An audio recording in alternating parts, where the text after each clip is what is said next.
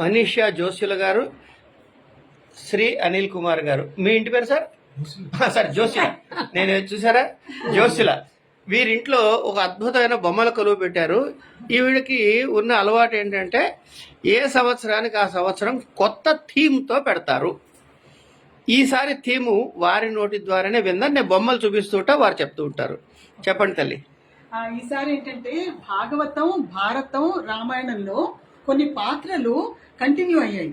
ఆ పాత్రలు ఏంటి, వాటి గురించి తెలుసుకుందాం అని అనమాట. భాగవతం నుంచి మొదలు పెట్టానండి.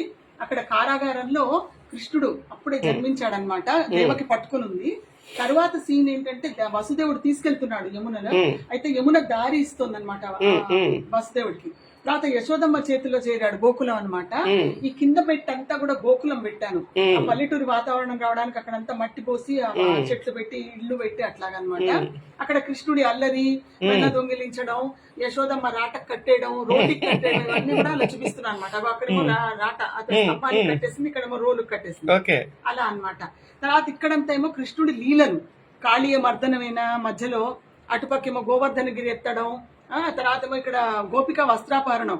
ఇక్కడ పిల్లలు వచ్చినప్పుడు వాళ్ళకి ఏం చెప్తున్నానంటేనండి, కృష్ణుడు వెన్న దొంగిలించడం అన్నది అదేదో దొంగ కృష్ణుడు అలా అనుకోవడానికి కాదు.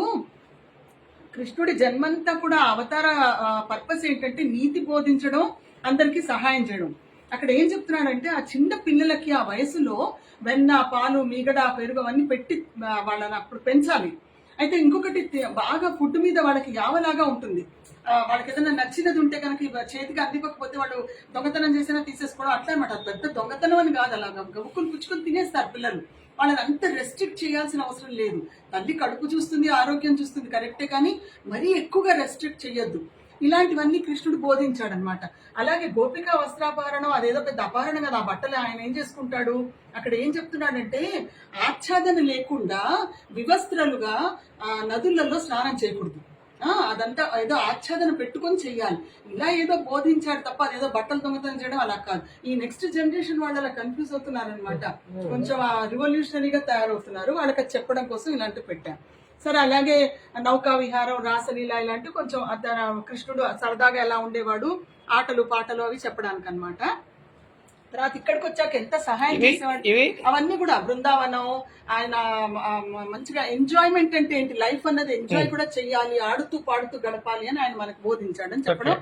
అవన్నీ దృశ్యాలు అవే. తర్వాత ఇక్కడికి వద్దామండి. ఇదేంటంటే ఆయన బాల్య స్నేహితుడు కుచేలుడు చాలా పాపం ఆపదలో ఉన్నప్పుడు, డబ్బు లేనప్పుడు, పేదరికంలో ఉన్నప్పుడు అనమాట, అటుకుల మూట తీసుకుని చూడడానికి వస్తాడు. అయితే ఆ అటుకులు ఇవ్వడానికి మొహమాట పడుతున్నప్పుడు కృష్ణుడే తీసుకుని తిని ఒక్కొక్క గుప్పెడికి అతనికి ఐశ్వర్యాన్ని ఇస్తాడనమాట. ఇక్కడ సింహాసనంలో కూర్చోబెట్టి సత్కరించి, సో బాల్య స్నేహాన్ని మర్చిపోకుండా స్నేహితులకు ఎంత సహాయం చేయాలి అని కూడా బోధిస్తున్నాడు. తర్వాత వచ్చి ఇక్కడ సమంతకమణి స్టోరీ. ఇక్కడ వినాయకుడిని చూసి చంద్రుడు నవ్వినప్పుడు పార్వతి చెప్పిస్తుంది కదా. అయితే అనుకోకుండా కృష్ణుడు పాలనలో చంద్రుడిని చూసినప్పుడు ఆయనకే ఆ నీలాపని ఎందుకు కలుగుతుంది, ఆ శమంతకమణిని దొంగిలించావు, నాకు అది శమంతక పండి.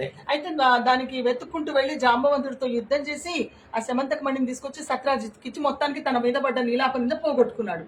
మనకి చేసిన సహాయం అక్కడ ఏంటంటే ఈ కథ చదివి అక్షింతలు వేసుకుంటే మనకి కూడా నీలాపనింద రాదు. సో అలా మనకి చేసిన సహాయం అనమాట అది. తర్వాత వచ్చి భారతంలో కూడా ఆయన పాత్ర ఉంటుందండి. ద్రౌపది వస్త్రాపహరణం అప్పుడు ఆమెకు వలువలిచ్చి కాపాడా. తర్వాత వచ్చి రాయబారం చేసి పాండవులకి ఊళ్ళిమ్మని అడుగుతున్నాడు చూసారా, పాండవులకి త్రూ అవుట్ సహాయం చేస్తూనే ఉండినాడు. సో ఇలాగ భాగవతంలో, భారతంలో కృష్ణుడి పాత్ర కంటిన్యూ అయింది. ఈ జాంబవంతుడు మనకు యాక్చువల్ గా త్రేతాయుగంలో కనిపిస్తుంది. ఇక్కడికి రండి, ఇదంతా ఇక్కడ రామాయణం పెట్టానండి. కొన్ని సీన్లే, కొన్ని ఇది యాగరక్షణ అనమాట. అయితే మారీచ సుబాహులు వీళ్ళిద్దరు. అయితే వాళ్ళు వచ్చి యాగాన్ని అంతా డిస్టర్బ్ చేసి ఆ ఋషులను సతాయిస్తూ ఉంటుంటే విశ్వామిత్రుడు బయలుదేరాడు రామలక్ష్మణులను తీసుకురావడానికి. ఆ సీన్ ఇక్కడ. తర్వాత రామలక్ష్మణులు వెళ్తున్నప్పుడు కాలు తగిలి రాముడిది అహల్య శాప విమోచనం అనమాట. అక్కడ గౌతముడు తపస్సు చేసుకుంటున్నాడు, ఆ సీన్. తర్వాత వచ్చి మిథిలకు వచ్చాక ఇది సీతా స్వయంవరం. అయితే నాకు ధనుస్సు దొరకలేదని మా వారిని అడిగితే ఆయన చేసి ఇచ్చారు. భలే భలే చేశారు నిజంగా, ధనుసు మీదే మనసు పడింది. అదే చాలా బాగా చేశారు సార్. అయితే ఇప్పుడే ఈ రాజు ప్రయత్నించాడు ఆ ధనుసు కోసం, అది ఎత్తలేక వెళ్ళిపోయి డిసప్పాయింటెడ్ గా అక్కడ నుంచొని ఉన్నాడు. రాముడు అప్పుడే వస్తున్నాడు అది ఎత్తడానికి అనమాట. సో ఆ సీన్ ఇది. తర్వాత సీతారాముల కళ్యాణం, తర్వాత వచ్చి ఇక్కడ కైకేయి ఆ మంచం మీద నుంచి దుప్పటి లాగి పడేసి తన పట్టిసీలన్నీ పడేసి దశరథుడిని కోరిక కోరుతోంది అనమాట, రాముడిని వనవాసానికి పంపించమని. ఆ అంటకాల్చిన మంథర వెనకేట నుంచి కూర్చొని చూస్తోంది. ఆ సీన్ పెట్టారు ఇక్కడ. తర్వాత వాళ్ళు వనవాసానికి వెళ్ళినప్పుడు అక్కడ గుహుడు నావలో తీసుకెళ్తున్నాడు. తర్వాత ఇదేంటంటే ఏ సినిమాలో నాకు ఈ సీన్ కనబడలేదని పెట్టాను. వాల్మీకి రామాయణంలో ఉన్నది ఏంటంటే సీతారాములు అత్రి అనసూయల ఆశ్రమానికి వెళ్తారు. అక్కడ అనసూయం అంటుంది, అమ్మ పతివ్రత లక్షణం ఆభరణాలు వేసుకునే ఉంటారు తల్లి, ఎంత నువ్వు నార చీరల్లో ఉన్నా, ఎంత వనవాసానికి వెళ్తున్నా అని చెప్పి దివ్యమైన ఆభరణాలు సృష్టించి ఇస్తుంది. తర్వాత మంచి వస్త్రాలు కూడా, దివ్యమైన వస్త్రాలు ఏంటంటే వాళ్ళకి మాయవు, అస్సలు మాయం. ఆ చీర ఆవిడ అశోకవనంలో ఏడాది పాటు కట్టుకున్నా కూడా మాయకుండా ఉంటుంది, సుగంధాలు వెదజల్లుతూ. ఆ ఆభరణాలే మూటగట్టి రావణాసురుడు ఎత్తుపోతున్నప్పుడు కింద పడేస్తుంది. చూడమని కూడా హనుమంతుడికి. ఇవన్నీ ఏంటంటే ఆ ఆభరణాలు కొన్ని ఆవిడ దగ్గర ఉండినవి, కొన్ని అనసూయ ఇచ్చింది, అది చెప్పడం అన్నమాట. బాగుందమ్మా, చాలా బాగుంది. తర్వాత ఇక్కడేమో సీతాపహరణం అండి. ఇగో లక్ష్మణ రేఖ, సీతను అపహరించడానికి సన్యాసి వేషంలో వచ్చిన రావణాసురుడు. తర్వాత వాలి సుగ్రీవుల యుద్ధం అప్పుడు రామ లక్ష్మణ హనుమ చెట్ల చాటున చూస్తున్నారు. ఆ ఫస్ట్ యుద్ధం అన్నమాట. తర్వాత వచ్చి ఇక్కడేమో రావణ సభలో తనకి సీట్ ఇవ్వలేదని చుట్ట చుట్టుకొని తోకని కూర్చుంటాడు. ఆ సీన్. అసలు ఈ బొమ్మలు ఎలా సంపాదించారు తల్లి మీరు? ఒక థీమ్. అదే ఇప్పుడు సుబాహులు నాకు ఎక్కడ దొరకలే, నేనే తయారు చేశాను. అది అలా అన్నమాట. దొరికితే వెరీ గుడ్, లేకపోతే నేను తయారు చేస్తాను. ఇగో ఈ రాయి నాకు నేనే తయారు చేశా, అలా అన్నమాట. అసలు దీనికి ఎంత శ్రద్ధ ఉంటే తప్ప ఇలాంటివి కుదరవు. సంతోషం, చెప్పండి అమ్మా. తర్వాత ఇదేమో వారధి కట్టి వీళ్ళంతా లంకకి వెళ్తున్నారు చూస్తారా, ఇక్కడ ఉడత సాయం చేస్తుంది, సంజీవని పర్వతం చేస్తున్నాడు హనుమంతుడు, లక్ష్మణుడు మూర్చబోయినప్పుడు ఆ ఇదనమాట. దీని తర్వాత రావణ వధ అయ్యాకే రాముడు అడుగుతాడు, మీరందరూ ఇంత సహాయం చేశారు కదా, మీరేమైనా వరాలు కోరుకోండి ఇస్తానంటే, జాంబవంతుడు నీతో యుద్ధం చేయాలని ఉందంటాడు. అంటే రాముడు నవ్వి, ఈ అవతారంలో కుదరదు, వచ్చే అవతారంలో నీతో యుద్ధం చేస్తాను, తప్పకుండా నీ కోరిక తీరుస్తానంటాడు కదా. ఆ కనెక్షన్ ఇక్కడ అన్నమాట. ఇక్కడ వెనక్కి వచ్చారు మళ్ళీ. అదే జాంబవంతుడిది సమంతకమని అందుకని పెట్టా ఆ స్టోరీ. సో అలా కొన్ని పాత్రలు ఎలా యుగానికి యుగానికి అలా కంటిన్యూ అయ్యాయి ఇతిహాసాలకి పురాణాలకి అని చెప్పడం అనమాట. మళ్ళాట మరి వాల్మీకి రామాయణంలో ఉందో లేదో చూడాలి, కానీ ఒక కథనం ఏంటంటే ఈ వానరులు కూడా రామాన్ని వదిలి ఉండాలని లేదు, మేము నీతోనే ఉంటాం అంటే ఈ అవతారంలో కుదరదు, నెక్స్ట్ అవతారంలో మీరు గోపికలుగా అయ్యి నాతో ఉందరుగానే అంటాడట. సో అది కూడా ఆ కనెక్షన్ కూడా అన్నమాట. అట్లా బాగుంది. సో ఇవ్వండి ఈ ఏడాది థీమ్ అది. ఇదేమో తిరుపతి కూడా పెట్టా, కాస్త తిరుపతి ప్రాంగణం ఎలా ఉంటుంది, కొత్త ప్రాంగణం అన్నమాట. మళ్ళీ అలాగే మన సంస్కృతికి కొన్ని పెళ్లిళ్ళు, చండీ హోమాలు, చిలక జోస్యం, భోజనాలు పెట్టడాలు, ఇలాంటి మన సంస్కృతిలో కొన్ని పార్ట్స్ తీసుకొని ఇక్కడ పెట్టా అనమాట. సంక్రాంతి అట్లా కొంచెం కొన్ని అలా పెట్టా ఇక్కడ. సరే గోపికలు మన చాలా సంతోషం తల్లి. ఇంత రాముల వారిది చెంకి చేశాను. అసలు ఈ బొమ్మల్లో ఉండే మీ శ్రద్ధ కొట్టొచ్చినట్టు కనపడుతుంది. చాలా సంతోషం అమ్మా. అక్కడ పూజ గది చూద్దాం, డెకరేషన్ అన్నమాట. ఇవి డెకరేషన్ కోసం పెట్టినవన్నీ. నిర్మల్ పెయింటింగ్, మన సంస్కృతి చెప్పడానికి, మన భారతీయతలో ఎన్ని కళలు ఉన్నాయని. ఇదేమో గుజరాత్ లిపిన్ ఆర్ట్, అదేమో తంజావూర్ పెయింట్ అలా ఉంటుందని చెప్పడం. ఈ చిలకలు కూడా మన పాత తరం విద్య ఇది. అవును, ఉయ్యాల కట్టేవాళ్ళు పెద్దవాళ్ళు. అవునవును, నేను నేర్చుకుని ఇది మళ్ళా చిలకలు చేశాను, నేర్చుకుని చేశారు. అది మా అత్త ఇచ్చింది, ఇది మా అత్త దగ్గర నేర్చుకుని నేను చేశాను అన్నట్టు. అసలు చెప్పలేదు, వీళ్ళ ఇల్లు స్కందగిరి దేవాలయం పక్కనే ఉంటుందండి. హిమబిందు రెసిడెన్సీ. చాలా సంతోషం తల్లి. ఈ దండ మంగళసూత్రం ఇవన్నీ గుచ్చాను అనమాట అమ్మవారికి. వీళ్ళు నవదుర్గలండి. నేను నవరాత్రులను నవదుర్గలకు రోజుకొక దుర్గకి పూజ చేసి కథ చదువుకుని నైవేద్యాలు పెట్టి చేస్తానన్నమాట. వీళ్ళు నవదుర్గలు. తర్వాత ఇదేంటంటే నేను రాసిన పుస్తకం ద్వైతాద్వైతం అని. అందులో ఒక్కొక్క చక్రానికి, శరీరంలో ఉన్న చక్రానికి ఎవరు అధిదేవతలో ఆ పుస్తకంలో చెప్పారు. అండ్ ఆ దేవతల స్తోత్రాలన్నీ సంస్కృతకి తెలుగులోకి మీనింగ్ రాశాను అనమాట. ఈసారి ఎవరో మళ్ళీ చెప్పండి అన్నమాట. ద్వైతము అనే పుస్తకం రాశానండి. ఆ పుస్తకంలో ఏంటంటే మన శరీరంలో ఉన్న 7 చక్రాలకి ఒక్కొక్క చక్రానికి ఒక అధిదేవత, సంబంధిత దేవతలు ఉన్నారు అని డిస్క్రైబ్ చేశాను. చేసి ఆ చక్ర వివరణ కూడా అన్నమాట. చక్రాలు బలహీనపడితే ఏమి వ్యాధులు వస్తాయి, వాటి నుంచి ఎలా తప్పించుకోవచ్చు అదంతా చెప్పి మనలోనే దేవుళ్ళు ఉన్నారు అని ప్రూవ్ చేయడం అన్నమాట. ఆ దేవతల స్తోత్రాలన్నిటికీ కూడా సంస్కృత స్తోత్రాలకి తెలుగులో అర్థాలు రాశాను. ఎందుకంటే అర్థాలు తెలుసుకుని ఆ స్తోత్రాలన్నీ కూడా చదువుకొని సహస్రనామాలు శ్లోకాలు అన్ని చెప్పారనమాట అక్కడ తెలుగులో అర్థాలు. అయితే ఒక్కొక్క చక్రాన్ని జాగృతం చేసుకుంటూ మనం మొత్తం కుండలిని శక్తిని జాగృతం చేసుకోవచ్చు అని ఆ పుస్తకంలో చెప్తున్నాను అనమాట. అది బొమ్మల కొలు రూపంలో వివరిద్దామని చెప్పి ఇక్కడ ఊరికే ఏ చక్రానికి ఏ దేవుడు అన్నట్టుగా బొమ్మ చాలా బాగుందమ్మా, చాలా బాగుంది, చాలా బాగుంది. మూలాధారానికి గణపతి, స్వాధిష్టాన బ్రహ్మ అట్లా అనమాట.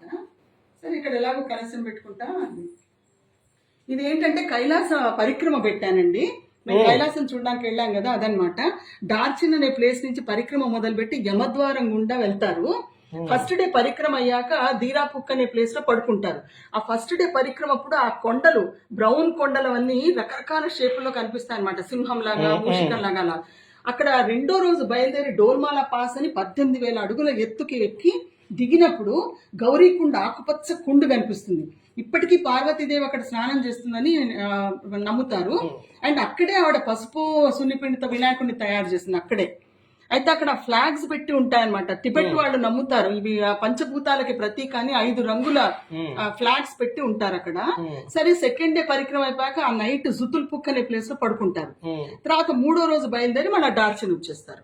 సో ఏంటంటే మాకు ఆక్సిజన్ సరిపోక మేము పరిక్రమ చేయలేకపోయాం. నేను మా వారు మమ్మల్ని ఏం చేశారంటే ఆ వ్యాన్లలో అష్టపాదకి తీసుకెళ్లారు.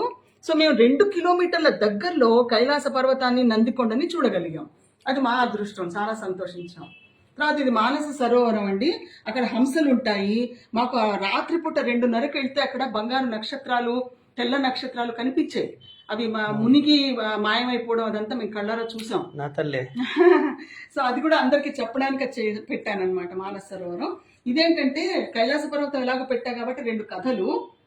అక్కడ రావణాసురుడు తపస్సు చేసి ఆత్మలింగం సంపాదిస్తాడు కదా, వినాయకుడు ఈ బాలుడి రూపంలో వచ్చేసి గోకర్ణంలో దాన్ని పెట్టేస్తాడే, ఆ కథ అనమాట. తర్వాత వచ్చి రావణాసురుడు కైలాసంలోకి వెళ్ళడానికి ప్రయత్నిస్తున్నప్పుడు నంది అడ్డుకుంటాడు. అయితే వాళ్ళిద్దరు సంవాదం అనమాట అక్కడ. తర్వాత కోపం వచ్చి రావణాసురుడు ఒక్కొక్క తలని నరికేసుకుంటాడు, కైలాస పర్వతాన్ని ఎత్తుతాడు. తర్వాత శివుడు వచ్చి నొక్కేసినప్పుడు ఆ భుజాలు అవన్నీ నలిగిపోయి ఆయన శివతాండవ స్తోత్రం చదువుతాడు. ఆ శివతాండవం అక్కడే రచిస్తాడు. ఆ కథ అనమాట.